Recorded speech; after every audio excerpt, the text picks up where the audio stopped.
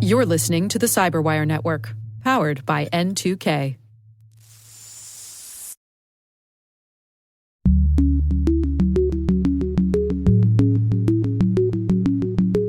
The whole idea that companies now can be considered combatants and can be direct targets in a conflict is a very significant point for discussion at the moment. Hello, everyone, and welcome to Caveat, the CyberWire's privacy surveillance law and policy podcast. I'm Dave Bittner, and joining me is my co-host Ben Yellen from the University of Maryland Center for Health and Homeland Security. Hello, Ben. Hello, Dave. Today, Ben has the story of the U.S. government declassifying a report on consumer privacy. I've got the story of deepfakes entering U.S. politics.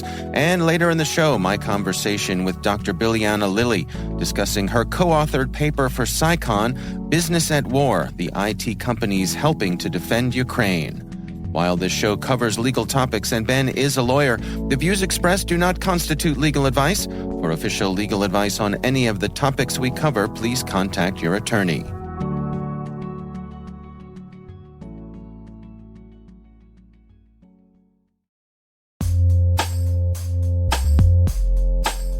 Hey everybody, Dave here.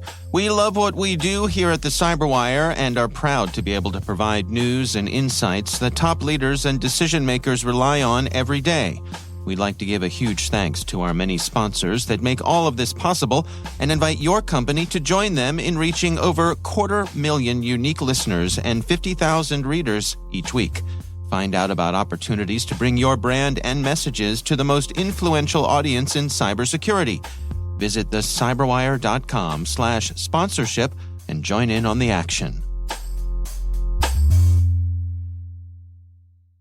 All right, Ben, we got a lot to cover this week. Why don't you start things off for us here? So my story was posted really everywhere, but we're using a story from The Wired. The U.S. is openly stockpiling dirt on all its citizens. Getting right to the point there. Yeah. And this refers to a report released by the Office of the Director of National Intelligence. The report was drafted in 2022, January of 2022, but it's just being released now due to requests from members of Congress, including Senator Ron Wyden. So this is declassified. It has been declassified. Okay. This report was drafted by an advisory committee of senior officials. We don't know exactly who those senior officials are. Their names have been redacted in the report, but generally they are former intelligence officials. And the report is about the extent to which government agencies are using data, commercially available data, that is open source, and using it for law enforcement purposes. So the report in its executive summary, I think, makes very clear two things. One is that the value of purchasing publicly available data that third parties collect on us through the course of our ordinary internet browsing is extremely valuable for both intelligence purposes and for law enforcement purposes. The information is vast. Most people leave a very clear trace of their activities on the internet. It leaves a lot of valuable information about us. Of course, that's going to be something of great value to law enforcement. The other side of it is this presents major civil liberties concerns, and that's one of the things that this report acknowledges. With the Fourth Amendment to the United States Constitution, we have the right to be free from unreasonable searches and seizures. And so we have a procedure that goes into the government collecting data on our stuff, on our property. And it requires a warrant issued based on probable cause by a neutral magistrate. That's very well established. The problem here is when we're talking about commercially available information, that all of those procedural steps are simply stomped over. We don't have any existing standards to deal with simply purchasing publicly available information, even though that information can be just as personal and revealing as information obtained via warrant or via subpoena. So that's really the main concern here. They issue a series of recommendations about how the intelligence community and law enforcement agencies should handle the acquisition and treatment of this information. For one, they recommend that the intelligence community develop a multi-layered process to catalog, to the extent feasible, the information that IC elements acquire. They admit this is going to be a complex undertaking. I think one of the most eye-opening aspects of this entire report was that they really don't have sufficient data on the extent to which this information is being used by agencies, or which agencies have used them and are using them. I think, in their words, the intelligence community can't understand and improve how it deals with this information unless it knows exactly what agencies are doing with it. The second recommendation is that the intelligence community should develop standards and procedures for this collection, governing and requiring regular reevaluation of acquisition and use decisions. So just a little internal oversight on it. And the third point that they include for recommendations is that the intelligence community should develop more precise guidelines to identify and protect sensitive information that implicates privacy and civil liberties concerns. And they have a bunch of suggestions in the report that get to the specificity of these more broad recommendations. So their conclusion is that this data is very powerful for intelligence and for law enforcement, but is increasingly sensitive for individual privacies and civil liberties, even though the data is anonymized. As we know, you can de-anonymize it pretty easily if you put the puzzle pieces together. Right. And therefore, basically, in the recommendation of these senior advisors, the intelligence community needs to act. They need to define policies to govern acquisition and treatment. And this is certainly something that not only the intelligence community is going to be looking at, but members of Congress who've already issued a series of proposals on this, I think are going to have to take a second look, given the severity of what we see in this report. And of course, this is prompted by requests from Senator Ron Wyden, who sort of takes the lead on a lot of this consumer privacy stuff. Yeah, so Senator Ron Wyden is at the center of every single story that relates to data privacy vis-a-vis Congress and the federal government. Yeah. So he was the person who demanded that this report be declassified, and I think he will be at the forefront for any reform efforts, including legislation that's already been introduced in Congress, to set some type of standard around the collection of this information. I think the obvious solution, if there were the political will, is to require the equivalent of a warrant for any information that, in the absence of this commercially available data, would require a warrant. So anything that is somebody's person's papers, effects, physical property, etc., any data to which a person has a reasonable expectation of privacy, the federal government could step in and say, for Fourth Amendment purposes, there should be no distinction between purchased data and data that we can obtain via warrant and via subpoena. Is that actually going to happen? I certainly have my doubts for a number of reasons. One, as this report admits, the intelligence gathered through this data is extremely valuable. And I think the law enforcement community and the intelligence community don't want to give up these capabilities so easily. That would be very cumbersome on them and would make their investigations more difficult. That certainly filters down to members of Congress who will hear from the intelligence community saying, hey, we stopped XYZ incidents because of commercially available data that we received from somebody's app browsing or internet browsing history. And then, the general point I always make is that inaction is the norm when it comes to Congress. Last session, I think many of us were cautiously optimistic about comprehensive data privacy legislation, and for a variety of reasons, including some that were very parochial. Speaker Pelosi at the time didn't want the federal government to preempt California's robust data privacy law. And she was the Speaker of the House at the time and had a lot of influence. That's another thing that just tends to happen in Congress. It's much easier for something not to happen than it is for something to happen. I can't help thinking that this is, we're dealing with what to do with the horse once it's left the barn rather than preventing the horse from leaving the barn, right? Like, why don't we come at the source of this and as you say, if we had some sort of federal data privacy law that restricted this information from being gathered and aggregated and sold to begin with, then we don't have this problem. But until we do that, then it seems to me like, it seems to me like the government could always find a way to separate themselves from those gathering the information. In other words, let's say they're buying it from a data broker now. Maybe they could buy it from a contractor who bought it from the data broker who bought, Right. You see where I'm going with this? They separate themselves as much as they can from the actual data collection. Right. It becomes so diffuse that it's like, well, who's to say that we had any active role in getting our hands on this information? It was just kind of it was posted in the public square. Which it is. I mean, it is Right. open source data that we're all, in one way or another, willfully giving all these companies and third-party data brokers. Yeah, I'd put air quotes around willfully. Totally. I'm not saying, hey, track me. None of us are, and yet that's what's happening. Nobody is aware to the extent, or very few people are aware. I'm sure our listeners are among the few and the proud who are aware. But most people have no idea the extent of the information that's being collected on us just in the course of ordinary activities, the apps we download, should I allow Panera to view my location so it's easier for me to locate a sandwich shop? Sure, absolutely. Yeah. That's a rich collection of data that just with a click of a button you are providing.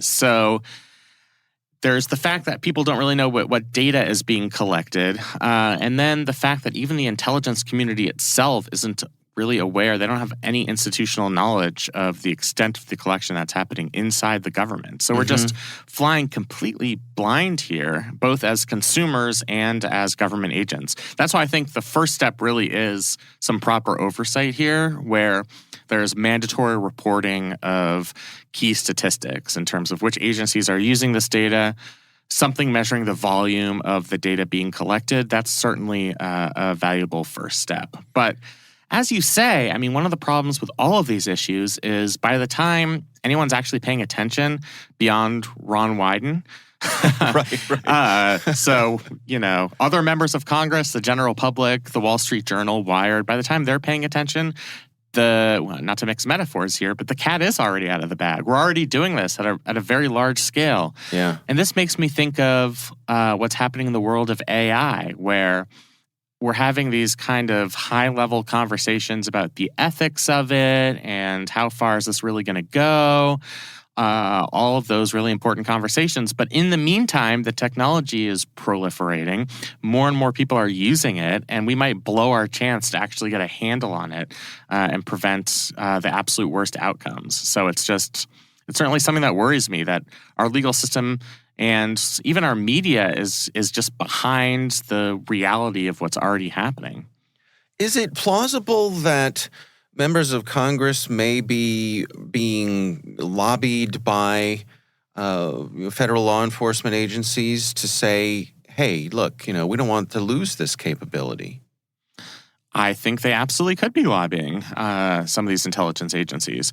I also think because this type of data collection exogenously is profitable for the companies collecting it and for third-party brokers. I mean, you can make a sense that there's a lot of money in this. And when you have an advantage for the companies collecting the data, for the brokers who buy it and sell it, and for the government who gets valuable intelligence, like how do we break that chain where everybody's incentive is more data collection? The only way to do it is to raise a giant fuss. And that's what members of Congress are trying to do here. But it's just so hard to know how to raise a sufficient fuss so that something actually happens. That's what's so frustrating. Right. Is, we see so many stories like this. This is one of the more high-profile ones because we're getting an actual report from the Director of National Intelligence. But it just kind of, in the midst of other news stories, falls by the wayside. It's off the radar of most members of Congress. It's just not something that they're spending a lot of time thinking about. So it's just really hard to effectuate change. And I think that's something that's frustrated for people who are in this world and people who care about data privacy. It seems to me like we need, an agent of chaos, a John Oliver to come in and buy up a bunch of this information about members of Congress. post a map showing their every movement. And he literally did that, though. I think he had a segment. He threatened it. Yeah, he threatened it, but somehow it didn't follow through. He didn't reveal the names. Right. And so I think he was, to me, that was a shot across the bow. And who knows, maybe he got brushed back, either by HBO's legal team or members of, who knows, But it seems to me like if it's going to take something like that where Congress gets affected personally in some sort of very embarrassing, visceral kind of way, in a bipartisan nature, right, where they're all exposed, then that will get their attention. But until then, I think it just hasn't risen to the level of them to really focus on it. You've used the example in the past of how Congress quickly passed a law, regulating the extent to which the government could search people's video rental records. Right, and libraries. Yeah, checking out library books. Yep. There are a couple of issues. One I see is that we're just more numbed by scandal, that it just doesn't pack the same punch that it used to.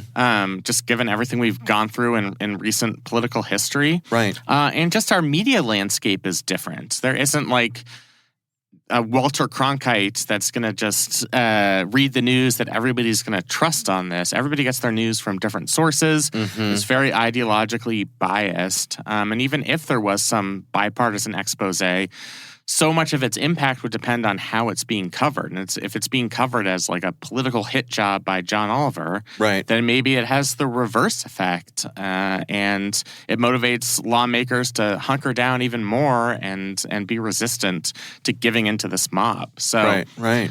I don't want to be a pessimist, but it is just it's hard to see a realistic path to getting out of this doom loop where we keep finding out about these practices that invade our privacy and civil liberties, and we keep seeing inaction from Congress to actually do something about it. Yeah. Being pessimistic about Congress is an evidence-based approach, right? It sure is. Yes, it sure is. All right. Well, it's an interesting report for sure. And as you said, it's been covered in a lot of different places. We will have a link to the coverage from Wired here in our show notes. But this is getting a lot of attention all over the media. So, definitely worth reading and checking out. My story this week comes from the Washington Post. This is an article from Aaron Blake.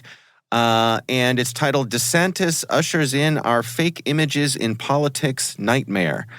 We have been talking about this. We've been warning about this. I think we all knew this day would come. It's happening. I don't know. I guess if you were going to place your bets, it would have been realistic to say that this round of this election season would be the one where we would see AI-generated images used in political ads. And this is going to be that election. The article here talks about ad, I believe, from the super PAC of Ron DeSantis. But that's not the first time that AI-generated images have been used in an ad. Right. So I don't think this is something that's specific to any candidate or any party. The weapon is now out there to the extent that it's a weapon used against political opponents. And talk about a cat that we're not going to be able to put back in the bag.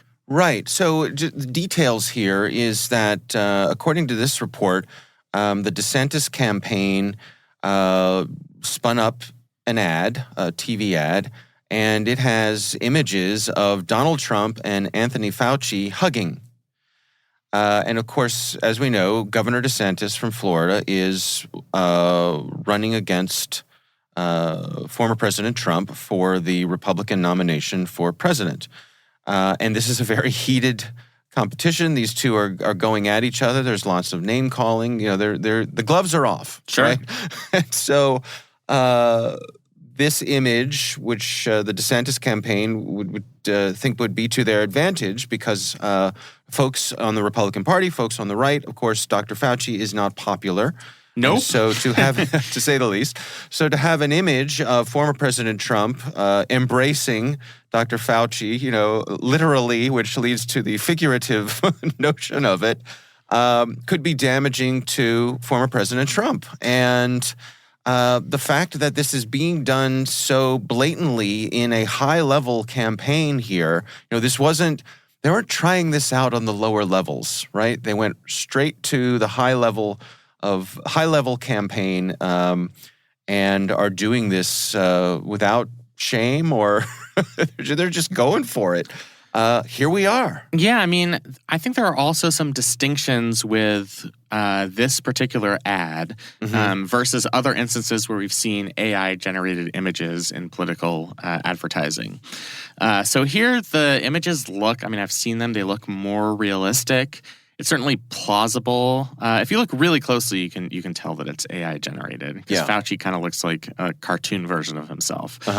But if you're not looking closely, it not only looks realistic, but like in people's minds, Trump and Fauci did have hundreds of press conferences with one another. Right. They were on the same team, so it's very plausible that, at least to an average voter, that they would have hugged at some point. So it's not something that most people would just assume is fake. Like one of the things they mentioned in this article, Ron DeSantis riding an actual rhinoceros, which Donald Trump put an ad out to that effect, trying to prove that DeSantis is a rhino Republican in name only. That's obviously false. Or an ad that Trump put out, which had AI-generated voices of Ron DeSantis, Elon Musk, and others, including a mock devil, Adolf Hitler, spelled incorrectly, and Dick Cheney. Okay. That was obviously such absurd parody that nobody would actually think that was representing something realistic. Right. So this ad is the first time that it's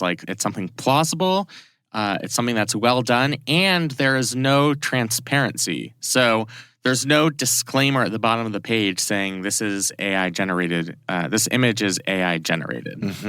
To your knowledge, is there anything within the rules of political campaigns that would require any sort of, I remember when it happened that candidates had to start saying, I'm Joe Blow and I approve this message, at the end of beginning or end of every ad. Is there anything in there that requires any, notice of accuracy and image generation? As the words are leaving my mouth, I realize how absurd they sound. I don't think so. I mean, there are regulations on what you can put in political ads. You mentioned one of them. That was from the Bipartisan Campaign Finance Reform Act from the early 2000s. There are restrictions on using military images. So if you have served in the military and you take pictures, you have pictures of yourself in a military uniform, you have to put a disclaimer saying the use of military images doesn't imply an endorsement from the Department of Defense, et cetera, something like that. Okay. As far as I know, there are no rules about AI that exist yet. I think the federal government is just starting to address this problem. Right. And they're addressing it from a very broad sense that I don't know when it's going to get granular enough that we can actually regulate political advertisements. I mean, I think a good enterprising lawmaker could draft a bill that says for federal races over which the federal government has jurisdiction, you have to, if you're going to use AI-generated images, there has to be a very conspicuous text at the bottom saying this image is AI generated. Yeah. Well, and to that point, this article does point to some previous reporting from the Washington Post about how evidently Representative Yvette Clarke, who's a Democrat from New York, did sponsor some legislation that would require disclosure of AI-generated content in political ads. So I guess to my point, she was that enterprising lawmaker. She did file this bill about a month ago. But as this article points out, it's going to be very hard for this bill to move in Congress. She's part of the political minority, and Republicans have generally been more reluctant to embrace any regulation on political speech, especially in campaign advertising. So, yeah, I mean, I don't think that's going anywhere. I mean, you do have a couple of options if you feel that you've been the victim of AI-generated images. Right. The very unlikely solution would be some type of defamation lawsuit, but given the high legal standard there, I don't think that would succeed in this context. The other is, I'm not sure if this is fighting fire with fire, but getting the word out there that these are fake AI-generated images. And there is now this tool on Elon Musk's Twitter, and not to focus too much on Twitter, but Twitter is largely where the political conversation happens. Right. I think other platforms are better for influencers and pop culture, that sort of thing. But Twitter is where political figures interact. And there's this new feature, Community Notes, where you can put something in context or fact check something, and that fact check can be endorsed by community members. And there would be a little disclaimer below a tweet with that AI imagery that says this is generated by AI. Mm-hmm. That's what happened here. So under this video now is one of those community notes saying these hugs didn't actually happen. Right. But that doesn't do any good if the ad runs on your local TV affiliate. Most certainly not. Yeah. So that the local TV affiliate is the biggest problem. I mean, you can put disclaimers on things like YouTube videos, but yeah, I mean, running on cable news or local TV is going to be a different problem entirely. Mm-hmm. What happens if we let's take this to the absurd extreme here? What happens if one of these candidates posts a video of their opponent, and they literally put words in their mouth? They have some kind of deepfake, and you know, they have them saying something that is the opposite of something that they would say. Is that just you know, grounds for a lawsuit, or what happens then? Well, that's a great question. It could potentially be grounds for a lawsuit, though it's very difficult to prove. The First Amendment considerations are quite strong, given that this is political speech, even though it's something that's false. I don't know how a legal challenge would fare. There's also the pressure that you could put on individual news stations to pull advertising, which has sometimes worked in the past for something that's so fundamentally misleading. Mm-hmm. You go to the news sources themselves and say, you're undermining faith in our elections by running this advertisement.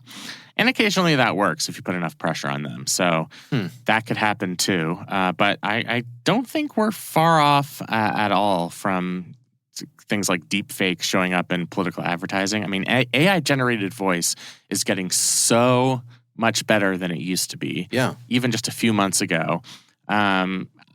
It's coming, and I don't think as a society we're prepared to deal with it, especially since we know that false information can proliferate so quickly across social media. It's something that's definitely going to be a problem. Well, I think about the you know, during former President Trump's initial campaign.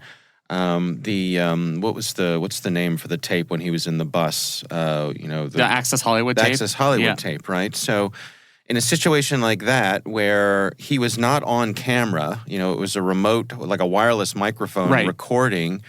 So you don't have any issues with the video part of it. Like his lips don't have to match what he's saying.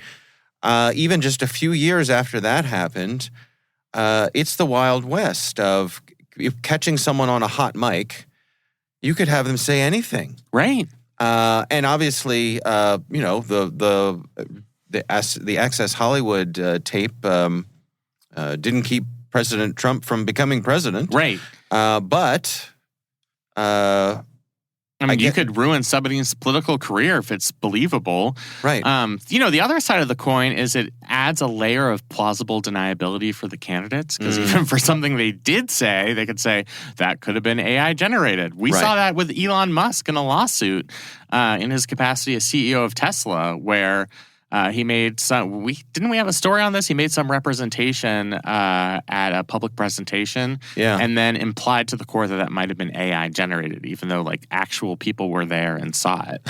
So just the ability to inject doubt. Yeah, it's injecting reasonable doubt into the minds of voters and just making our political process that much more confusing and uncertain, which is not great. Yeah.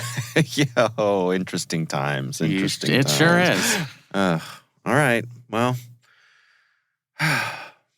long so hard sigh. Yeah. It's just so. Yeah. You know. I mean, it's a great example of how hard it is to keep up with technology. Right. How hard it is for policy and our political system to keep up with technology. They run at different tempos. Right. Right. Right. No, I completely agree. And Yeah. the technology is always 2 or 3 steps ahead of our political system and our legal system. And we are frequently seeing the consequences of that. Yeah. All right. Well, we will have a link to these stories in the show notes. And of course, we would love to hear from you. If there's something you'd like us to consider for the show, you can email us. It's caveat@n2k.com.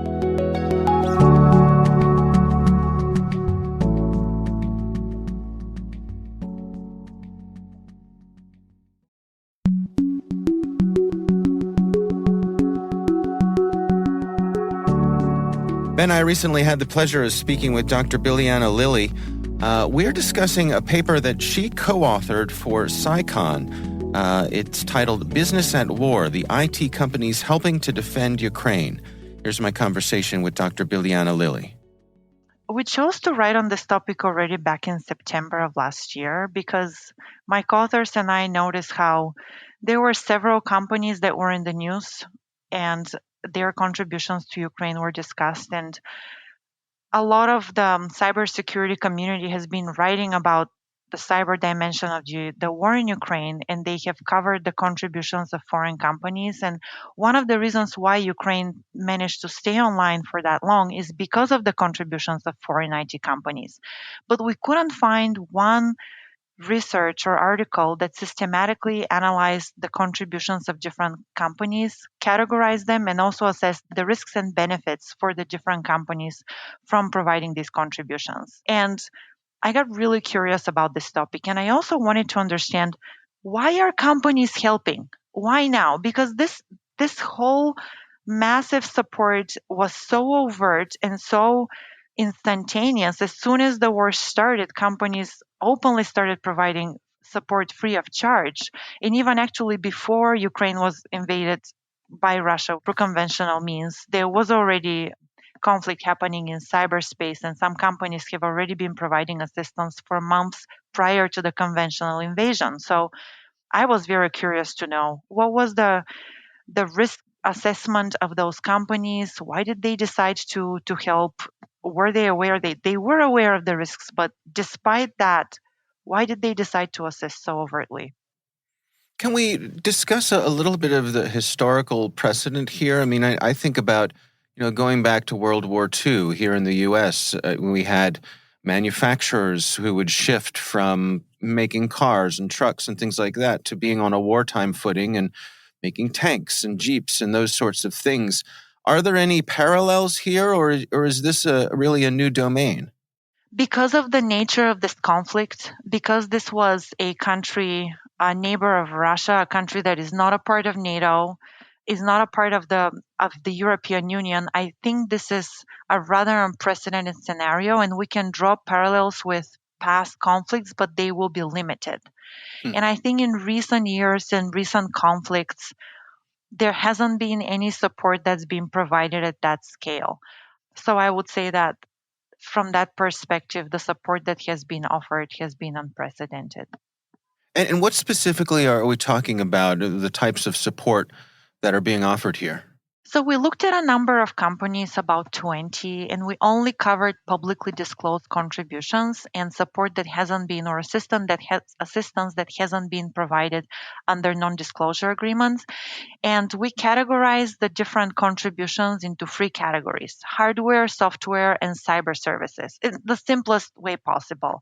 I've heard some companies because we also reached out to the companies that we identified in our paper, and I have to thank publicly those that responded. We had a whole questionnaire, and then followed up with additional questions, and some companies were very helpful and provided really clear answers.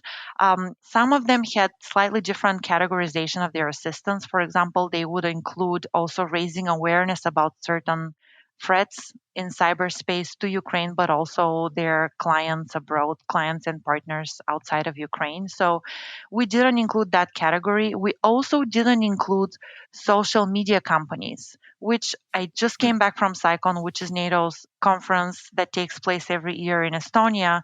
I now know that social media companies have been incredibly helpful as well. And that's another category that I hope someone I hope someone looks at our research and uses it as a baseline and continues to expand on it. And I think that's another category that we should consider when we examine the support of companies, foreign companies to Ukraine going forward. What are the diplomatic elements in play here? I mean, obviously, the United States has its own diplomatic interests in this war. So if I'm an independent company here and I'm headquartered in the U.S., do I check in with the government before I offer up my help? It's a really good question. So, from my conversations or our conversations with different companies, when we asked them about their decision making process, I don't think the US government came up. I would Hmm. imagine that was a consideration, but the two main considerations that the companies had at the time were first, should they exit Russia? And then and Ukraine? So, two decisions here. First, the exit strategy was one decision category. And then the second is, should we provide assistance? And what are the risks and benefits from doing so? And but also, although the question of whether the companies consulted with US government didn't come up, when we looked at the companies that we're examining, the companies that have provided assistance to Ukraine since the beginning of the war, most of them are US based. And the United States was very clear in its position that it is supporting Ukraine and is condemning Russia's actions. So the companies more or less followed US foreign policy. And did any of them, to your knowledge, you suffer any real consequences here? You talk about pulling out of Russia. Or was that a big market for some of these companies? For some of them, yes, but not as big as, for example, China, if we're going to look forward to potential other conflicts. Hmm. More significant threats that the companies have faced include intellectual property theft, a lot higher risk of confidentiality, integrity, availability of their data and communications in Ukraine. Some of them employees have faced harassment by Russian aligned actors, most likely on behalf of the Russian government, or at least actors that have pledged allegiance to the Russian government. We also had a clear threat signaled or stated from the Kremlin when the Kremlin said last October that commercial satellites will also be considered participants in the war and could be targets for the Russian government. As we look forward here, how does this inform the future of warfare? I think going to draw lessons from this conflict for years to come, if not decades. So far, what I could say from our research is that a lot of the assistance was provided ad hoc, and companies didn't have a playbook. A lot of them took significant risk when they intervened in the beginning and started providing assistance. So what we're learning is that the provision and coordination of assistance could be streamlined and facilitated a lot better if we had playbooks and prepared in advance with something like, for example, multi stakeholder incident response playbooks that we create similarly to the incident response playbooks that we have today. But instead of just listing the types of scenarios for different cyber incidents within an organization, we also consider scenarios for an actual conflict that an entire country can face, and then what types of tools, products, and services the country would need, or the specific organization within the country would need to withstand the particular onslaught in cyberspace that they may face from an aggressor like Russia. And I'm specifically looking at countries like Georgia, like Belarus, that are closer to Russia and may benefit from having such multi-stakeholder incident response playbooks.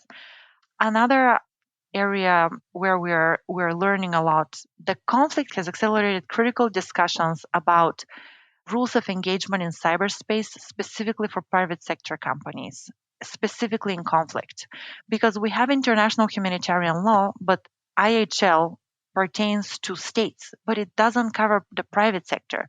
And now companies are starting to discuss among themselves and with governments what are the responsibilities of these companies during conflict. Who is going to pay for these services? For how long are they supposed to provide assistance? How are they going to coordinate that assistance? What protection can they expect and from whom? So all of these questions are now being discussed on the sidelines of the Munich Security Forum and CyCon. We had several very informative discussions, closed-door discussions on the topic, and I think there is a lot of interest from the private sector and different governments to address these questions, but the topic is so complex that I don't think there is a playbook that's been formulated yet, but it is being formulated as we speak. What are some of the concerns that have been brought up here? I mean, it seems to me like we introduce a bit of fuzziness here, quite a bit of fuzziness here, where it used to be that, in my mind anyway, these lines were more distinctly drawn. You know, your federal government, your military, they have responsibilities for these things. And the private sector could assist, but it was through the military, through the federal government. As we blur these lines, what are some of the potential hazards here? Definitely physical harm or harm to the infrastructure of a company, to its employees. The whole idea that companies now can be considered combatants and can be direct targets in a conflict is a very significant point for discussion at the moment. Another question is, for how long are companies expected to provide assistance free of charge? Some of the licenses that have been issued to Ukraine a year and a half ago, are going to expire soon. Who is going to pick that bill? For how long are companies expected to support Ukraine? And those are significant considerations. And Dave, honestly, I can't blame those companies because they're not governments, and we shouldn't expect them to act like governments. I realize there's a corporate responsibility element to this, and there is some element of altruism, and there are humans that are operating these institutions, but they're profit-making institutions. Their job is not to protect citizens. Their job is to make profit. So I don't think we can expect them to be supporting Ukraine indefinitely, and governments should take that responsibility also, because the war wasn't started by a company. It was started by a political decision and by the Kremlin. So the person or the entities that are supposed to respond to that war are political institutions as well. Where do you expect this to head then? Are we going to see frameworks drawn up? Will this become more formalized, or will we have rules of the road going forward? I really hope so. And I think because of the momentum that we've gathered so far with all these discussions that are taking place, I think we will have at least a general playbook and rules that would guide the behavior of the private sector in conflicts going forward. It is going to take a few more months to generate that playbook because a lot of stakeholders need to be consulted, but I think we will see the formulation of better rules of engagement in cyberspace for private companies in conflict. We'll see, hopefully, a definition of what an aggressor and a victim means, because in this particular conflict, it wasn't that difficult to see. Russia unilaterally, without provocation, invaded Ukraine and committed unspeakable atrocities. But what if we have a conflict where the aggressor and the victim, or the attacker and the victim, aren't as clear, and it's harder for the international community to pick sides? So I think we'll have those discussions are taking place at the level of the International Red Cross, NATO, the European Union, on the sidelines of CyCon and the Munich Security Conference and the Aspen Institute and others. And I think we will see in the near future the formulation of guidelines that will assist companies with making these decisions. We've certainly seen a lot of support from our allies with these efforts, and it's really been a global effort here. But what about our adversaries? How do you suppose they're viewing all of this? Oh, well, for Russia, for them, this is fantastic because they can now say that the entire NATO is against them. And the reason why Russia invaded Ukraine is because of NATO's aggressive policies. And now they clearly point the finger at us and say that we are all working together and we're a consolidated aggressor against Russia. And they're basically fighting all of NATO in Ukraine. What about China? I mean, sort of on the sidelines, but more allied with Russia than us. China is wise enough to try to preserve a level of neutrality, although, of course, they're not neutral, but they're trying to not directly be involved in the conflict as much as they can.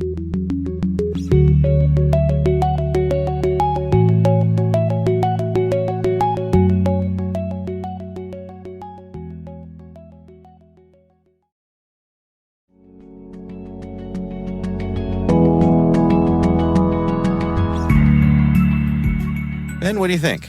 That was really fascinating to learn about the extent and really the heroism of some of these companies who have stepped up in a way that's not necessarily profitable to them and maybe not sustainable in the long run. Right. But to do something that's really aiding in this effort. And I think your comparison was apt that businesses during World War II suspended some of their normal operations to contribute to the war effort. But it's something that's not going to be sustainable, as your interviewee said, because eventually it's the governments that are going to need to get involved and take action. But it was certainly really interesting. Yeah, I always enjoy my conversations with her. And one thing that makes me wonder about is kind of where the lines are drawn when it comes to our expectations of the national defense, right? In other words, you and I, we're sitting here on the mainland of the United States of America, and we feel like certain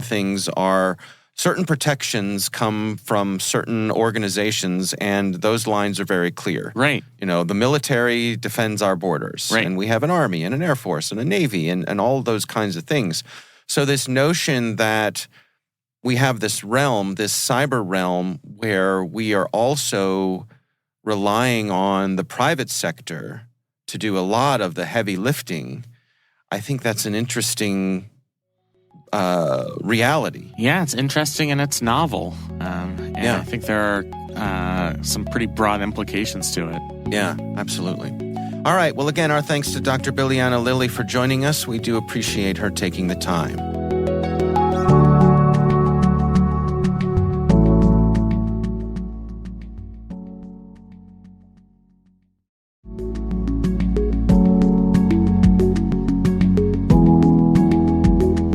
That is our show. We want to thank all of you for listening. We'd love to know what you think of this podcast. You can email us at caveat@n2k.com. N2K Strategic Workforce Intelligence optimizes the value of your biggest investment, your people. We make you smarter about your team while making your team smarter. Learn more at n2k.com. Our senior producer is Jennifer Eiben. The show is edited by Elliot Peltzman. Our executive editor is Peter Kilpie. I'm Dave Bittner. And I'm Ben Yellen. Thanks for listening.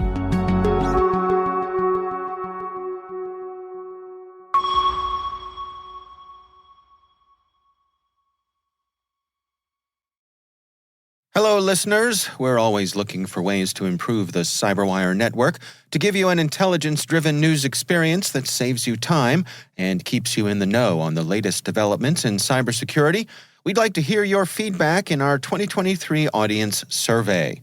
Complete this survey for a chance to win a $100 Amazon gift card. Visit thecyberwire.com/survey.